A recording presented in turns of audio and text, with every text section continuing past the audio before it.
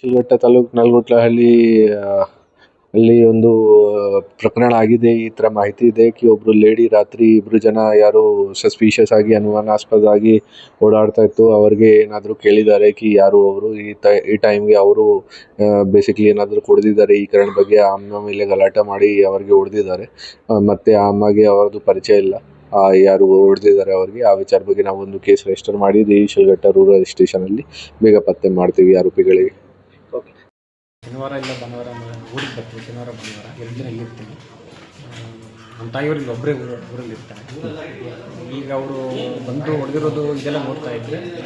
Rabri case ಅಂತ ಅಲ್ಲ, ಇದು ಅದೇ ನೋಡಿದ್ರು ಇದು ರಾಬ್ರಿ ಕೇಸ್. ಏನಕ್ಕೆ ನನ್ನ ತಾಯಿ ಕಿವಿಯಲ್ಲಿ ಬೋಲೆ ಉಂಟ ಏನೇ ಇದ್ರೂ ಯಾರು ಏನು ಇದು ಹೊಡೆದು ಬಿಟ್ಟು ಸಾಯಿಸ್ಬೇಕಂತ ಬರೋ ಉದ್ದೇಶ ಅವ್ರಿಗೆ ಹಂಗೆ ಕ್ಲಿಯರ್ ಆಗಿದೆ. ಸಾಯಿಸ್ಬೇಕನ್ನೋ ಉದ್ದೇಶದಲ್ಲಿ ಬಂದು ಹೊಡೆದು ಓಡೋಗಿದ್ರು.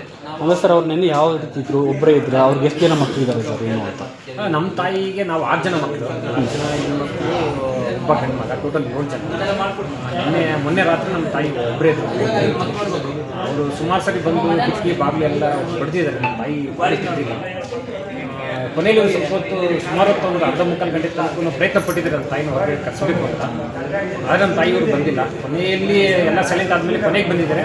ಆಗ ಬಂದು ಬಾಗಿಲು ತೆಗೆದಿದ ತಕ್ಷಣ ಈ ಕಡೆಯಿಂದ ಒಬ್ಬ ಮತ್ತು ಹಿಂಬದಿಯಿಂದ ಬಂದು ಇಬ್ಬರು ಬಂದು ಸಾಯೋ ರೀತಿಯಲ್ಲಿ ಹೋಗ್ತಿದ್ದಾರೆ. ಬೇಕು ಅಂತ ಮಾಡಿರೋದು ಅಂತ ಸರ್ ಆರೋಪ. ನಾವು ಮೊದಲನೇ ಇದು ನೋಡ್ತಾ ಇದ್ದೆ, ಬೇಕು ಅಂತ ಪ್ರೀ ಪ್ಲ್ಯಾನ್ಡ್ ಅಂತ ಅನಿಸ್ತಾ ಇದೆ.